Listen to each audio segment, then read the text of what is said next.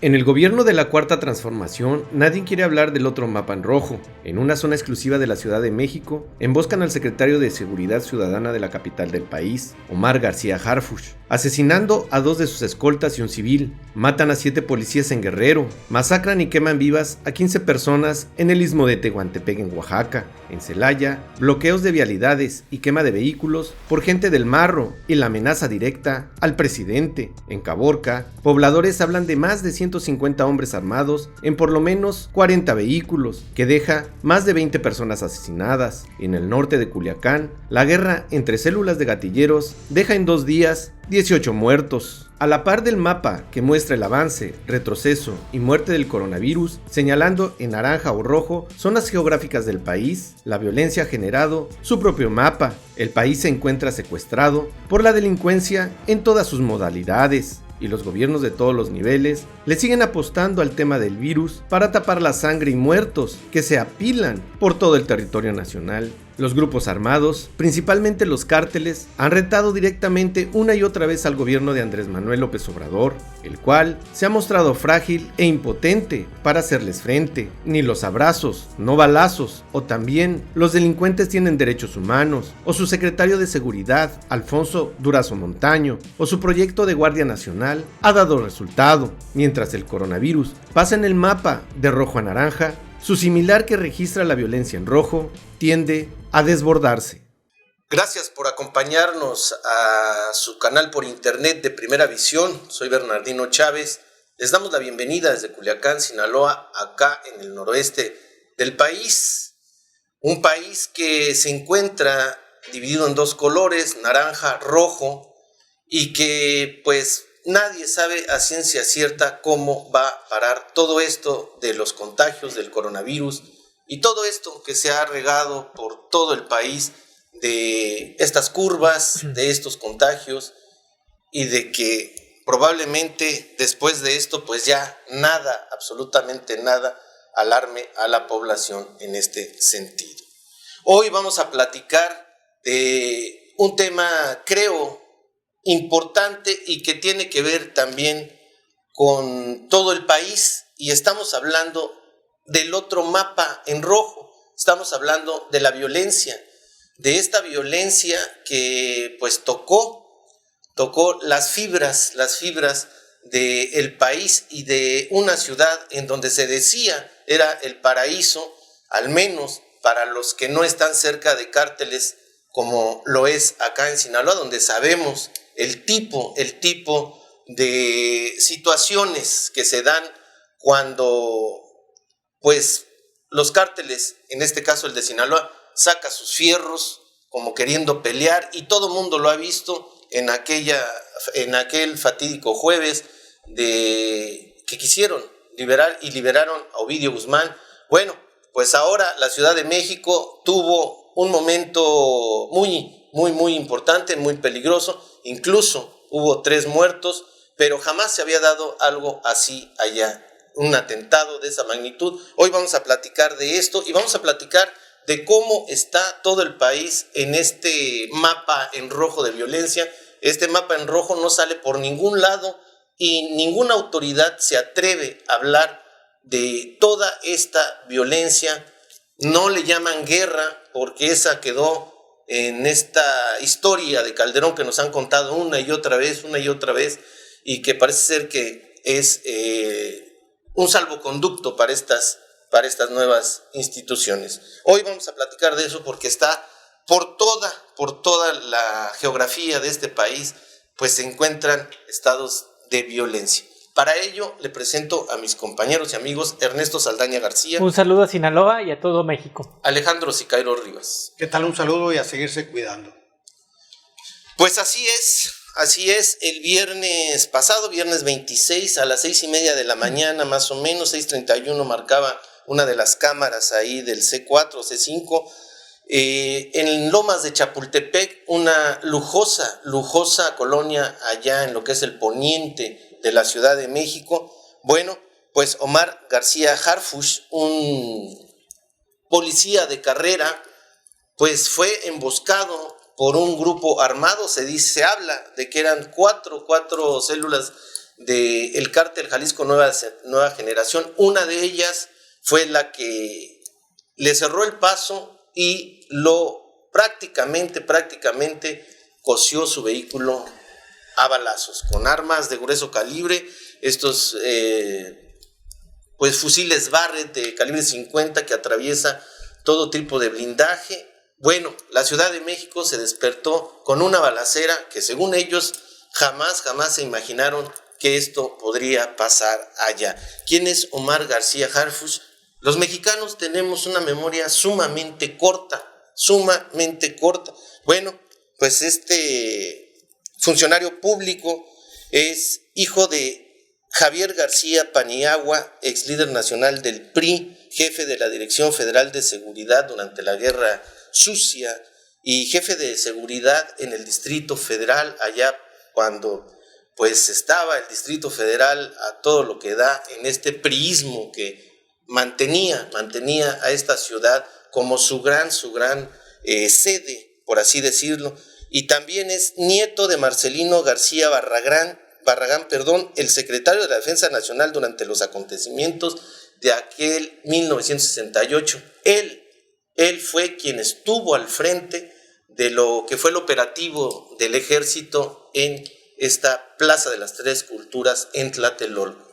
Se hablaba de que pues nunca se iba a olvidar el 68, salen muchas remembranzas acerca de eso, y bueno, uno de los familiares de estos dos políticos pues es Omar García Harfuch, el que hasta el viernes pues la gente poco sabía de él. Otros dicen en el ambiente ahí en lo que es la prensa de la Ciudad de México, que bueno, que este personaje es uno de los principales cerebros de lo que tiene que ver con todo lo que es la inteligencia para contrarrestar a los cárteles por arriba de Durazo Montalvo.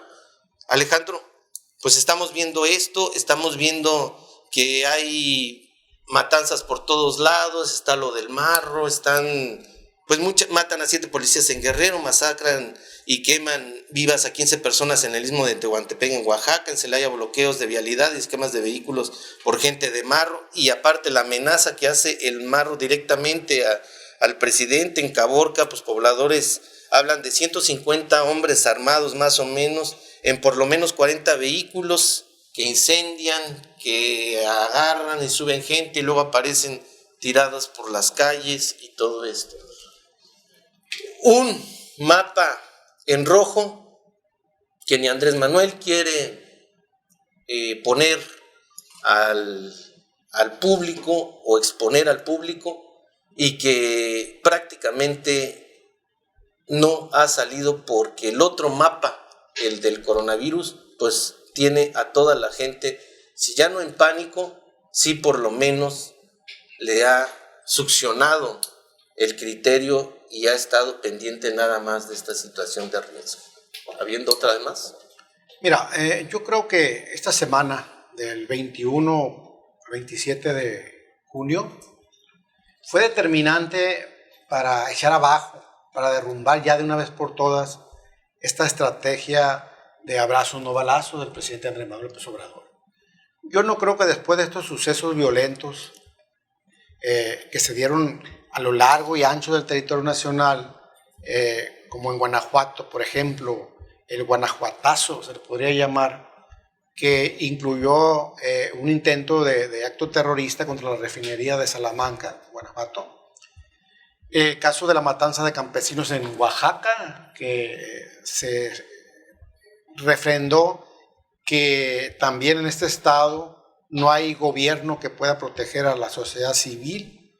El caso de Tepuche en Sinaloa, donde después de 3 meses de que la gente estuvo pidiendo la ayuda del ejército, de las policías, y que el gobierno las hubiera abandonado, pues se da esta también masacre de campesinos, y una parte campesina y una parte de delincuentes de los grupos que se disputan el territorio, pero sobre todo el atentado contra el secretario de Seguridad Pública de la Ciudad de México, el gobierno de la Ciudad de México, que fue una señal ya más directa, más cercana, más clara de que las organizaciones criminales en México, principalmente las organizaciones del narcotráfico, no están dispuestas a ceder ni un ápice de su crueldad, de su capacidad de exterminio, y que no les importa que el presidente les esté dando cancha libre para delinquir y que no lo están agradeciendo, no están correspondiendo una señal para apaciguamiento de la violencia. Será el efecto por lo que dijo al principio López Obrador de abrazos, no balazos, sí, de que tienen derechos es la humanos. respuesta del crimen organizado contundente, como nunca se había visto, y que obliga, porque obliga, esto sí obliga, ya no se trata de la voluntad o los caprichos del presidente, obliga a una nueva estrategia de seguridad pública en México. Después de toda esta semana violenta, de sangre, de miedo, de terror, no puede México seguir con el mismo plan, con la misma estrategia, con las mismas medidas de seguridad pública. Porque en este aspecto estamos viendo que el gobierno, los diferentes gobiernos, hay matanzas, hay todo tipo de violencia, y la única vía de información que hay es el coronavirus y los semáforos estos y los colores entre naranjas, azules, rojos, pero el país se desangra por la cantidad de violencia que se ha estado acumulando y que ya explota con Omar García Harfuch, pero también explota en relación a lo que pasa en Caborca, a lo que pasa con el Marro, diciéndole directamente a López Obrador que va contra él y que el Estado no lo va a vencer. El Mencho, en este aspecto que dice el mismo secretario que sufrió el atentado, al ir al quirófano, fueron el cártel Jalisco Nueva Generación. Hace poco en Colima mataron a un juez con toda su esposa, que era el que extraditó al hijo del Mencho. O sea, es una situación alarmante por donde quiera uno verla, pero la atención del país, del pueblo, está centrada en los colores estos naranjas y rojos. Sí, bueno, quería agregar que este muchacho García Harfuch, su tío, el otro García Paniagua, estaba muy vinculado al fútbol y a las aduanas, a las Chivas de Guadalajara. Así es. Que incluso fue presidente de la Federación Mexicana de Fútbol. Ahí es donde vemos que la política y el fútbol siempre han hecho combinación. Es que, como dicen, ¿no? Circo, pan y circo, y sí. mantienes al pueblo tranquilo. Haciendo una recapitulación de la última semana de los hechos, el 20 de junio se registraron estos hechos de incendios, bloqueos y enfrentamientos de bandas contrarias en Caborca, donde se registran 12 muertos. El mismo 20 de junio fue lo del Celaya de El Marro, que también bloquearon, incendiaron salidas, cruceros, gasolineras, etcétera. El 21 de junio hay una masacre de 7 policías en la zona norte del estado de Guerrero, en un municipio que se llama Tetipac. El 22 de junio suceden unos hechos pues realmente macabros en un pueblito que se llama San Mateo del Mar, cerca de Salina Cruz, Oaxaca, donde quemaron vivos, se dice, a 15 personas, eso es el registro, y también fue por enfrentamiento de bandas delictivas por la plaza. El 24 suceden los hechos aquí en Sinaloa de Tepuche, donde hay 16 asesinados. Pero lo de Tepuche hay que añadir lo que ya había habido 4, 5 o 6 muertos porque habían matado a varios comandantes. Empieza el 24 de marzo, matan al ex candidato de síndico procurador, y bueno, desde antes también tenemos registros. No son 16, son muchos más de lo que ha pasado en la sindicatura de Tepuche, que va a dar hasta los que no son de Sinaloa. Los que no sepan, esta sindicatura va ahí y colinda con la sierra del estado de Durango. Luego el 25 de junio se hallan 12 cuerpos en una mina del municipio de Aquiles Cerdán, a unos 15 kilómetros de la ciudad de Chihuahua. Se encontraron a 12 cuerpos, entre ellos a 2 activistas que llevaban varios días desaparecidos. El 26 de junio ocurre lo del atentado en la Ciudad de México, con registro de 3 personas muertas, del señor García Harfuch, y el mismo 26 de junio por la tarde encuentran 14 encobijados en una carretera entre Zacatecas y Fresnillo, si mal no recuerdo. Nada más. Sí, estos son los hechos de alto impacto. Nada más. De eso, ¿no? Hay 3 muertos en el ataque a García Harfuch. Uno de ellos es una comerciante de 26 años que iba a abrir su negocio después de 2 meses que no lo había abierto.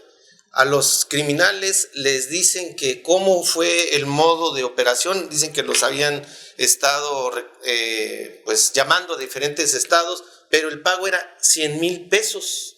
100,000 pesos por quitarle la vida a este funcionario. El departamento de la Ciudad de México, su alcaldesa, le da 10,000 pesos a la familia de esta comerciante que murió.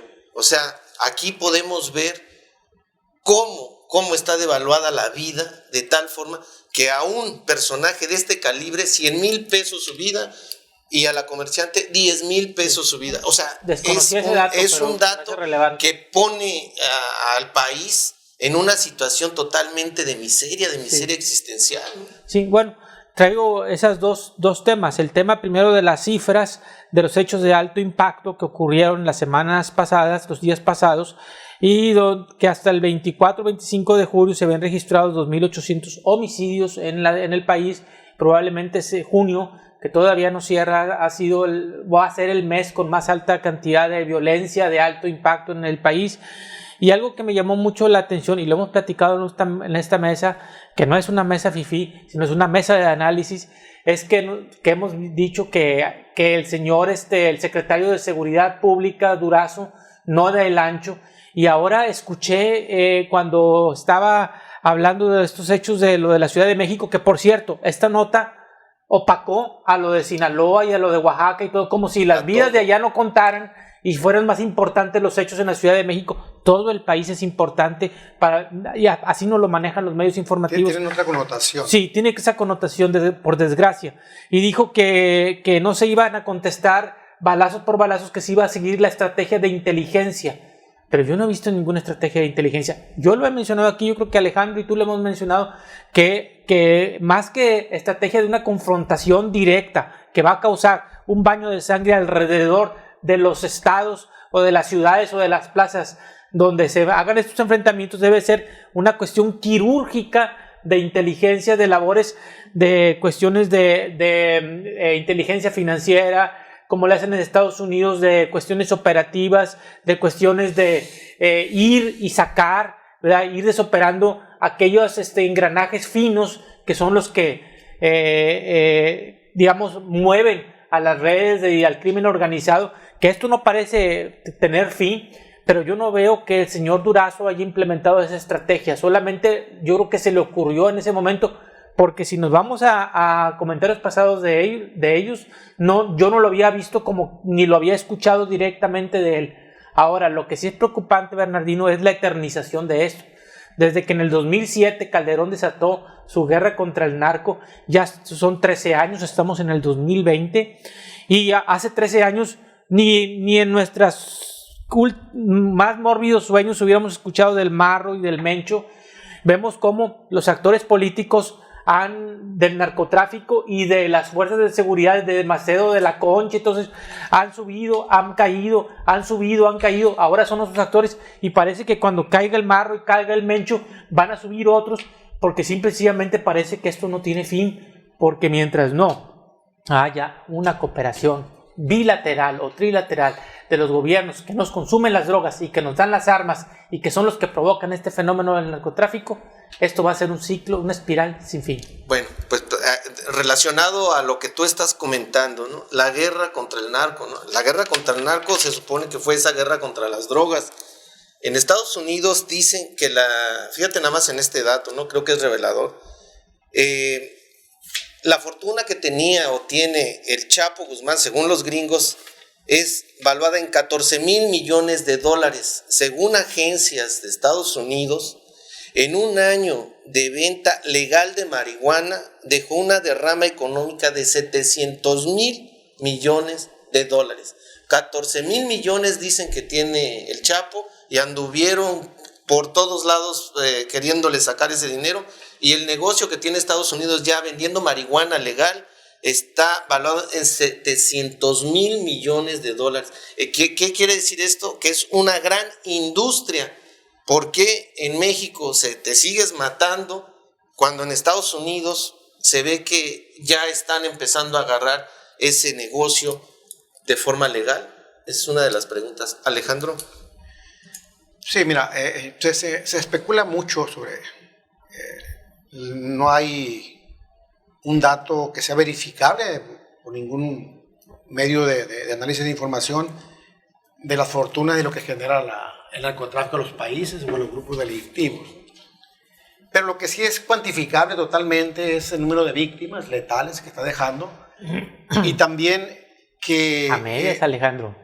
A medias, porque diferentes sistemas registran diferentes víctimas. Sí, pero son más visibles. Más visibles. Sí. Más allá de los desaparecidos, creo que sí hay un dato estadístico que es creíble de las víctimas, pero los muertos no se pueden esconder. Los muertos tienes que velarlos, tienes que darles todos los servicios que requiere que acabe una vida. Y es muy visible, ¿no? Lo maquillas o manipulas, pero sale al final. Finalmente, digo yo, ¿por qué en el caso de todos estos eventos delictivos que se detonaron ahora en la última semana, o la semana reciente de junio, ¿por qué no salió el presidente a decir que había renunciado al secretario de Seguridad Pública? Es lo más elemental. Es el encargado de pacificar al país, el encargado directo. ¿Y por qué no salió a decir? ¿Por qué el gobernador de Sinaloa no salió a decir que su secretario de Seguridad Pública, Cristóbal Castañeda, dejaba el cargo a raíz de los hechos de Tepuche? Porque Tepuche fue la reiteración de 3 meses donde se daban las confrontaciones, los choques, la toma de pueblos, la toma de comunidades rurales, el incendio de casas en comunidades rurales, y no movió un solo dedo ni el gobierno estatal ni el gobierno federal para movilizar 500 elementos de la Guardia Nacional. Ponen orden porque ponen orden ahí. Sí, por más que sean los sicarios, si la Guardia Nacional, si se hubiera plantado desde el gobernador o desde el alcalde Jesús Estrada Ferrer, señor presidente, necesitamos aquí que nos mande 500 elementos de la Guardia Nacional porque los que deberían de vivir en el South se fueron todos y está hueco ahí. Entonces, si eso hubiera pasado, no ocurren estas masacres. Y exactamente, ¿no? Esto no es más que el anuncio de una confrontación fuerte que viene y que sigue y que se va a ir extendiendo a más comunidades rurales del municipio de Culiacán, luego del municipio de Badiraguato, luego de otros municipios, pero se va a volver a integrar una nueva guerra, una guerra violenta entre los cárteles porque están desbaratados. El cártel de Sinaloa está ya desbaratado, pulverizado, y cada célula quiere imponer sus reglas, y ahí es donde van a chocar todos. Entonces, ¿por qué no atienden estos focos de conflicto como debiera de ser? ¿Por qué se hacen como que no oyen, como que no ven y como que no hablan?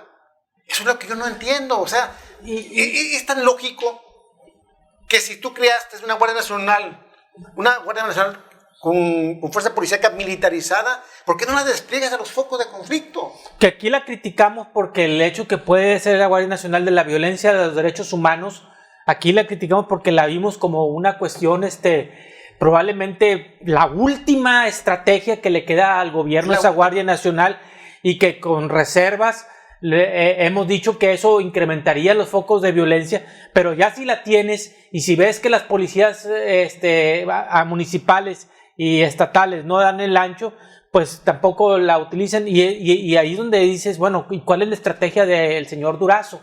Porque y aquí hay otro detalle muy importante, y disculpen que lo haya interrumpido, pero muchos medios de comunicación, entre ellos el de Alejandro, sacaron qué va a pasar con las víctimas de todos esos ranchos que en masa, porque no nomás es un solo rancho, una sola comunidad, son muchas comunidades que suman incluso varios miles de personas que están abandonando sus hogares y que el gobierno del estado de Sinaloa y el gobierno de Culiacán los han ignorado totalmente. No, y el gobernador... Ahora dicen, todos eran delincuentes, por favor. Mentiras. Y es como un fuego que se empieza a extender, o sea, es como una llamarada que se empieza a extender y a llegar a otros municipios, que es lo que está ocurriendo. Esto habla de la sinergia, o podríamos decir de la dinámica mental en que anda el gobernador del estado. El gobernador del estado anda enfocado en sus negocios. En sus hoteles. En abrir, ya anunciaron que van a abrir Mazatlán, ya abrieron Altata, ya abrieron los centros comerciales, esperan mucho aflujo de gente. Y el presidente de la República. En Mazatlán. Y los alcaldes. Bueno, los alcaldes dicen que van a mandar brigadas culturales ahí, imagínate. Imagínate, Oye, brigadas culturales llegando entre las balaceras a decirle, señores, alto, aquí la cultura va a dominar. y en medio de esto, Bueno, perdón, lo que Bernardino, pasa es que Estrada Ferreiro es desatino tras desatino tras desatino, por Lo decirle vi de el una sábado, manera. lo Creo vi el yo sábado que pasado, hay una platiqué con crisis él. de gobernabilidad, una ausencia total de autoridad en todos los ámbitos. Y una fragilidad tremenda. Frente al crimen organizado. Y el crimen organizado lo sabe, lo capitaliza y deja su huella y marca Mira, su territorio. nada más para dar una cronología de hechos. El 24 de marzo matan ex candidato síndico y excomandante en la sindicatura de allá. 25 de marzo, Grupo Armado toma la comandancia de la Policía Municipal y asesinan al comandante. El 7 de abril asesinan a joven ahí en Guayabitos. 15 de abril se enfrentan civiles en la Reforma. Autoridades solo hallan una camioneta calcinada. El 26 de abril atacan al director de la PEP y sus escoltas en la carretera Bagrecitos detienen a un sicario. El 17 de mayo, Grupo Armado rodea comandancia y ametralla a los agentes municipales, levantan a elemento de la Policía Investigadora del Estado de 2 hombres en Tepuche. 28 de mayo, asesinan a 3 hombres en el camino a El Fusil. 8 de junio, queman 2 casas y asesinan a joven en Tepuche. 11 de junio, asesinan a padre e hijo en San Cayetano. 12 de junio, reportan tiroteo entre delincuentes en Pueblo Nuevo, localizan camioneta baleada. 13 de junio, delincuentes se enfrentan en San Rafael, aseguran 14 vehículos y armas y drogas. Ya empieza a aumentar. El 17 de junio, en la Loma de Rodriguera se enfrentan con fuerzas estatales. Delincuentes trasladaban a 2 cadáveres, detienen a 2. El 18 de junio, elementos de la Marina y sicarios se enfrentan en San Rafael, aseguran 5 vehículos, 10,000 cartuchos y armas. El 21 de junio, localizan cadáver semidesnudo de hombre con la bandera de Rusia clavada con un cuchillo en el abdomen en Tepuche. El 23 de junio se enfrentan otra vez delincuentes y militares en Los Tecolotes, un delincuente que queda herido. Y el pasado 24 de junio a las 10:30, sicarios disparan a las fuerzas federales en Caminahuato y huyen. A 3 horas después localizan a 7 cadáveres de presuntos delincuentes y otras 5 horas después reportan el asesinato de 9 personas en Bagrecitos. O sea, va escalando, ya es para el 24, ya hay 20 personas asesinadas y ya se enfrentan con fuerzas armadas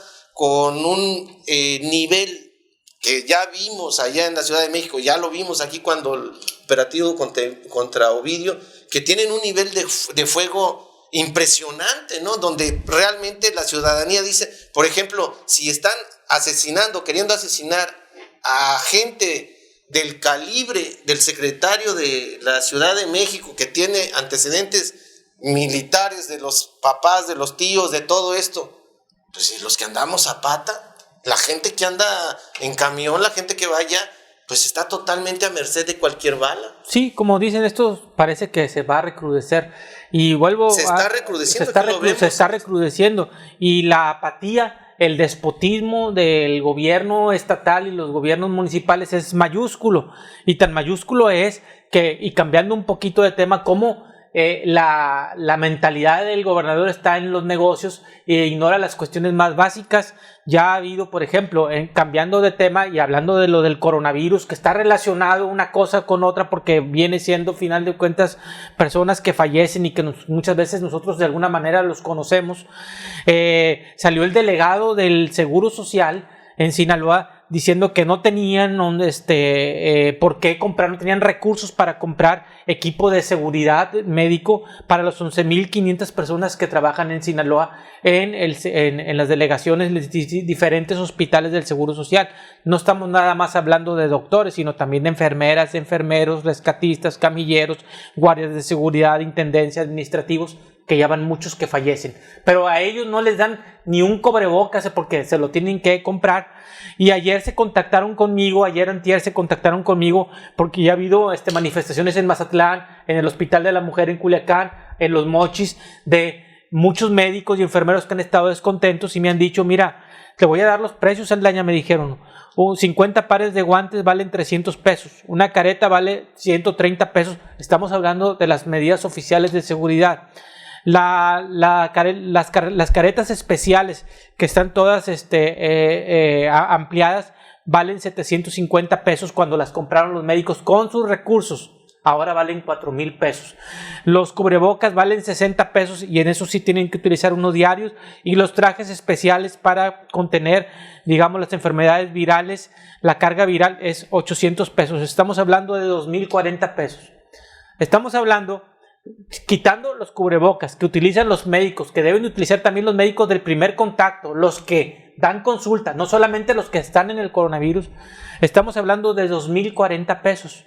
Por 11,500 personas estamos hablando que con 23 millones de pesos, Bernardino, con 23 millones de pesos, oigan, protegen a todas las personas del Seguro Social. Pero no hay dinero. Ahí está el gobernador queriendo hacer una carrera ciclista para que la gente vaya y done, porque no pueden gastar ni el gobierno del estado, ni el gobierno federal, ni el gobierno municipal 23 millones de pesos para proteger lo más importante que viene siendo el capital humano de la salud, los que nos van a salvar la vida. Pero sí gastan nada más en un estadio 700 millones. Y digo nada más en un estadio porque las obras que están emprendiendo alrededor del estadio de pavimentación, más las obras que están emprendiendo en los campos Juárez y todos esos lugares que donde van a estar los demás equipos de otras ligas de fútbol, van a superar incluso 1,000 o 2,000 millones de pesos. Hemos sacado cuentas de 4 o 5,000 millones de pesos, pero no les interesa la vida de los médicos ni de las enfermeras, tampoco les interesa la vida de los desplazados, y eso habla de una total ausencia, despotismo, incapacidad, cretinismo de los gobiernos de empatizar y saber para qué votamos por ellos. Pues sí, pero eso se basa, todo eso que dijiste de los gobiernos se basa en en este no reclamo que tiene la sociedad y esta forma también tan los ilusa congresos que... de los estados, por supuesto. el Congreso Federal. A ver, el Seguro Social y el ISSSTE son instituciones que pertenecen al gobierno federal. Por supuesto. Por ejemplo, ¿no? Hay una crisis de abasto de insumos para anti-COVID y ¿dónde está la respuesta? ¿Dónde están los aviones que llegaron de China sobrecargados? ¿Dónde están los insumos médicos? Sí. Ahora, los congresos de los estados, sean del partido que sea, deben de unirse y decir, ¿sabe qué, presidente? ¿Sabe qué, gobernador? Esto se está poniendo de la fregada y que necesitamos que usted gobierne o que deje el cargo. Sí, porque dice, el gobierno federal dice, yo ya lo mandé, y el gobierno federal dice, no hay, y los... el gobierno estatal dice no hay. Bueno, el gobierno estatal dice no hay, y los congresos apoyan el que... sí se están dando estos apoyos, pero se está haciendo política con ellos. ¿Cuál sería tu punto de vista final? Que tenemos 3 crisis muy fuertes en México: la crisis sanitaria, la crisis económica con una recesión que viene y que se va a marcar mucho más, y tenemos la crisis de la seguridad pública. Pero ante estas 3 crisis no tenemos gobierno. ¿Cuál sería tu punto de vista? Es la precariedad. Hemos caído en una espiral que ya llevábamos muchos años y que no hemos sabido contener, pero la precariedad del rompimiento del tejido social que no hemos sabido como sociedad exigirle a nuestros políticos nos ha llevado a un estado de conformismo, y desgraciadamente pues esa crisis económica, el rebote va a ser muy lento. Yo solamente quería agregar que hasta ahorita, y eso es un reclamo, ojalá y salga, me hablaron los médicos del IMSS y me dijeron que era mentira que les habían depositado lo del bono. Hay médicos que dicen que han gastado de 7,600 hasta más de 15,500 pesos en insumos médicos pagados por ellos mismos, y yo creo que el señor Zoe Robledo se tiene que poner las pilas.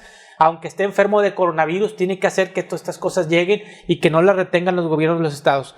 Y en los gobiernos de los estados y los gobiernos municipales, que son los encargados de distribuir estas ayudas y de ver por los desplazados, porque ya vamos 3 picos ya íbamos el 3er pico de joroba del coronavirus en Culiacán, y ahora que se abrieron las playas, pues tomarla, digamos, el sartén por el mango y no jugarle al tío Lolo. Entonces aquí hay una espiral sin fin, Bernardino, que yo creo que lo único que tenemos que hacer es volver a replantear la relación entre gobierno y sociedad. Estamos llegando al final. Creo que también hay una gran pero enorme crisis de confiabilidad.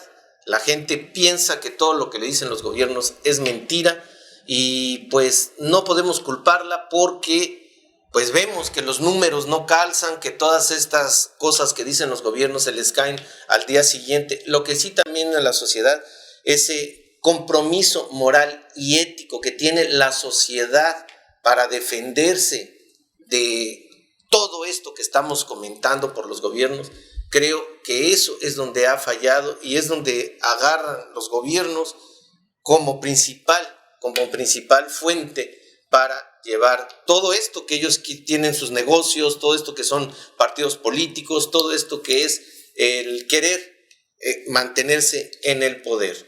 Gracias por acompañarnos, nos vemos en una siguiente ocasión. Hasta entonces, hasta siempre.